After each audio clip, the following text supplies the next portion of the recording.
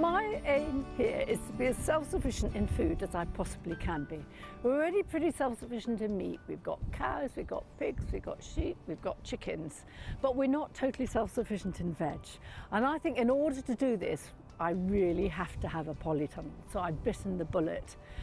That way you can get earlier veg, you can get later veg, and you can get better yields.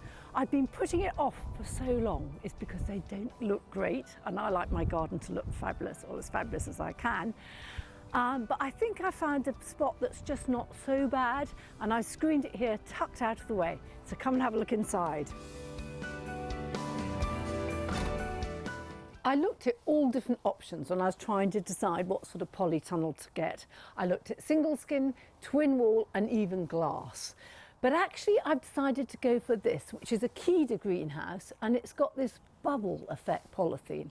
And the reason I really like this is because it's got tremendous thermal properties. It's got better insulation values than glass or a twin wall polythene. That's really quite something. The other reason I really like it is because it's sturdy. So this will withstand gales of 140 miles an hour. So a lot of people on the Scottish Islands are putting them up. And there's nothing more dispiriting than to put up a polytunnel and then it blows away in the next storm. And we've been having a lot of those recently. And if you think about cost, okay, it is more than a single skin polytunnel. If you're looking for a 6 metre by 3 metre Keda greenhouse, it's just about over £2,000. This is about twice that size. But I think we're going to have it growing crops all year round. We're going to be using it a lot. It's going to give us a lot of fun, a lot of pleasure, and a lot of fantastic food. So I think it's really well worth it.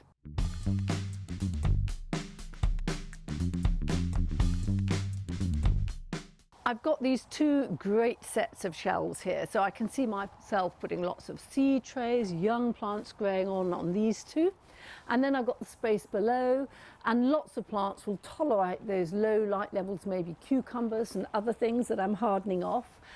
And then I've got the main bulk of this space, and I'm going to put raised beds, and I'm going to make them as inexpensively as I can using corrugated iron.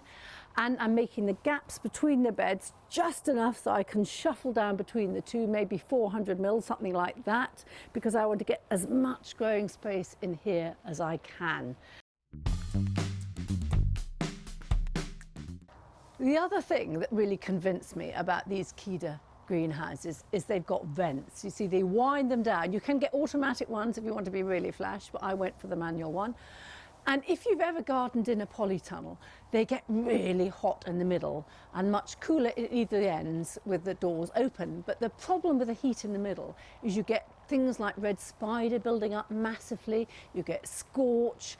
So there's lots of disadvantages. But with this and the vents, it's going to stop all that happening at all. I'm going to wind it up now because it's starting to pour with rain. There it goes.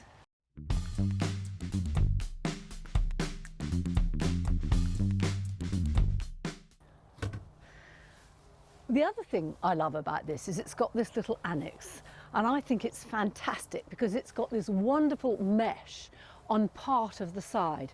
So it's not going to get so hot in here, but it's going to keep those pesky cabbage white butterflies and those nasty little insects that I don't want out of my plants. So it's going to be ideal. I can see cabbage, I can see broccoli, cauliflower, everything in here, just a slightly cooler but protected and really insect or pest-free environment.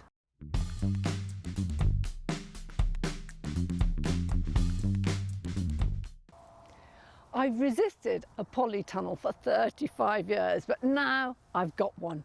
And actually, it doesn't look quite as bad as I thought. I was lucky. My mother had some old yew plants that she'd been hanging around on her nursery that looked a bit sick. They've been rather neglected, but I brought those down and I put them in front, and I put a bit of new yew hedge on the edge. I'm going to give them a food and water, and I'm going to clip round them, and they'll be bushing out big time. So I think in a few years we won't see the tunnel hardly at all. So you can follow my progress. Hopefully we'll be growing masses of stuff all through the year.